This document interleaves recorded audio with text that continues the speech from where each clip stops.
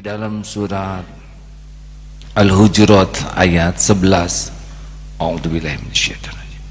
Wa man lam yatub fa ulaika humuz zalimun.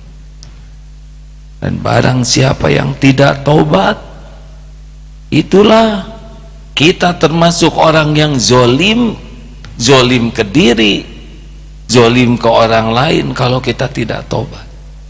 Makanya hadirin sekalian, kalau hidup tidak tenang, persis seperti orang naik kendaraan, nyetir mobil, kacanya kotor dan bertambah kotor, sedangkan membersihkannya jarang, tidak akan pernah tenang.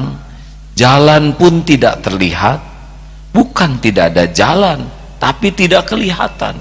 Kenapa tidak kelihatan? Karena tertutup oleh kotoran. Dan andai kata kita istiqomah dalam taubat, seperti pembersih kaca, kaca selalu bersih, maka tenang dalam mengendarai kendaraan kehidupan. Jalan keluar, jalan rezeki, jalan jodoh, jalan kemuliaan itu akan nampak. Oleh karena itu, satu yang harus kita pertanyakan, sejauh mana kita istiqomah di dalam memohon ampunan Allah. Rasulullah SAW tanpa dosa 100 kali beristighfar tanpa dosa. Ada hadis lain menyebutkan 70 kali tanpa dosa, memohon ampun terus kepada Allah. Lah kita berapa kali? Jujur, bahkan sesudah sholat pun 3 kali istighfar hanya lisan. Istighfar kita pun harus diistighfari, karena pura-pura astagfirullah, astagfirullah, astagfirullah, tanpa ada penyesalan. Sholatnya buruk, tanpa ada kejujuran mengakui sholatnya buruk, tanpa rasa takut dimurkai Allah karena sholat buruk, kita istighfar, astagfirullah, astagfirullah, astagfirullah, tapi tidak pakai hati. Istighfar kita pun harus diistighfari. Mengapa harus istiqomah? Mata berzina, sering kita melihat yang tidak halal. Sekali yang halal tuh hadirin, selebihnya tidak halal kita lihat bagi lawan jenis, kecuali dengan uzur tertentu. Pikiran kotor, telinga, berapa banyak kita menikmati aib orang lain, mendengar yang tidak perlu, mendengar yang diharamkan. Mulut, berapa banyak dusta dari perkataan kita, nyakiti orang, gibah, mungkin fitnah, mungkin janji yang diingkari. Berapa banyak setiap ngobrol kecenderungannya kita berbuat dosa. Belum ditambah-tambah, belum dihilang-hilangkan kebaikan orang. Tangan, kaki, tubuh, belum lagi hati, ujub, ria, menyekutukan Allah, iri dengki, tidak ridho kepada takdir, tidak bersyukur atas nikmat. Berapa banyak dosa yang tiap waktu kita lakukan. Maka hadirin sekalian, kalau ingin kita mendapatkan 3 karunia, Rasulullah SAW bersabda, man lazimal istighfar, atau dalam hadis lain, man aksarul istighfar, barang siapa yang melazimkan, yang membiasakan memohon ampunan kepada Allah, yang banyak memohon ampun, ja'alallahu lahu min kulli hammin farajan. Satu, Allah akan melapangkan hatinya dari gelisah, dari sempit, dari pedih, dari nyesek, dari galau, dari sengsaranya batin. Satu, dilapangkan. Yang kedua, wa min kulli doiqin makhrajan, Allah akan berikan jalan keluar dari masalah apapun bentuknya. Masalah ekonomi, masalah perjodohan, masalah rumah tangga, masalah kesehatan, masalah pendidikan, masalah finansial, apapun masalah yang ada pada kita sepenuhnya diketahui Allah dan ada dalam kekuasaan Allah, dan mudah bagi Allah memberikan solusinya, dan gerbangnya adalah istighfar. Dan yang ketiga, warzaqahu min haitsu la yahtasib, dan Allah akan memberikan rizki karunia dari yang tidak diduga-duga, tidak disangka-sangka. Ini sangat kita perlukan.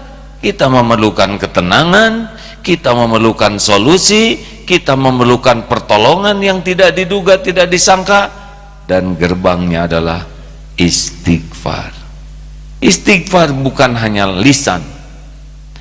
Taubat dan istighfar apa bedanya? Istighfar itu memohon ampun, dan bisa orang lain memohonkan ampunan untuk kita.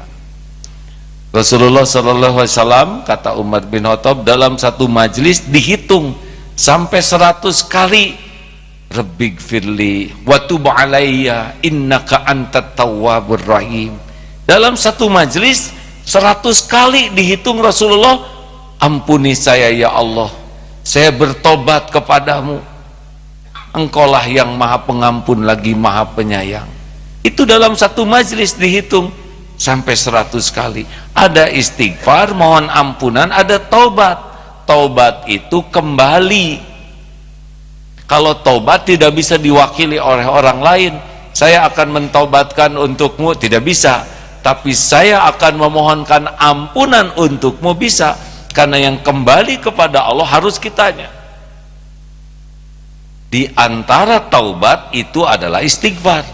Istighfar itu adalah kejujuran, mengakui, dan taubat itu adalah kembali ke Allah dari kemaksiatan menuju taat. Berarti harus ada kejujuran, mengakui saya sudah berbuat maksiat, lalu disertai penyesalan, karena taubat itu penyesalan.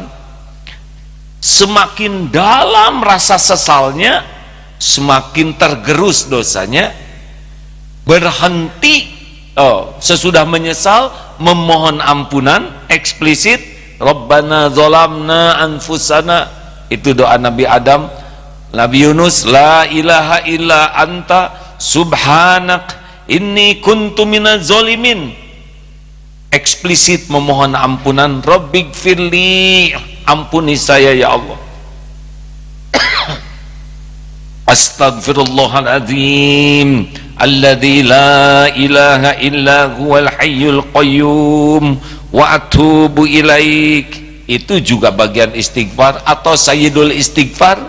Allahumma anta rabbi la ilaha illa anta khalaqtani wa ana abduka wa ana ala ahdika wa wa'dika mastata'tu a'udzu bika min syarri ma sana'tu abu'u laka bi ni'matika alayya wa abu'u bi dzambi waghfirli fa innahu la yaghfiru dzunuba illa anta. Itu sayyidul istighfar yang kalau dibaca pagi dan siang meninggal, dibaca dengan yakin insya Allah masuk surga. Demikian pun dibaca sore dengan yakin kalau malam meninggal insya Allah bisa dijamin surga. Kenapa? Karena hebatnya istighfar ini. Sesudah minta ampun, stop dari maksiat, jadi berhenti dari maksiat. Tidak termasuk istighfar yang sambil minta ampun dan tetap melanjutkan maksiatnya, tidak termasuk tobat. Dan sesudah itu lakukan kebaikan sebanyak-banyaknya, karena kebaikan bisa menutupi kesalahan. Kalau kepada manusia, ganti, minta maaf dan tebus keburukan kita. Hadirin sekalian, tidak ada yang mengancam kita selain dosa yang tidak kita tobati. Tidak ada dosa kecil kalau dilakukan terus-menerus, tidak ada dosa besar kalau dia taubat nasuha. Sebesar apapun dosa, bertemu dengan ampunan Allah, maka Allah lebih kuasa mengampuni dosa hamba-hambanya. Mengingat dosa kita terus-menerus kita lakukan tiap waktu, maka istiqomahlah dalam bertobat. Rasulullah SAW tanpa dosa 100 kali. Berapa banyak semestinya kita beristighfar, berapa gigih semestinya kita bertobat kepada Allah Subhanahu wa ta'ala. Hadirin sekalian, tidak ada yang membahayakan dan membinasakan kita selain dosa yang tidak kita taubati.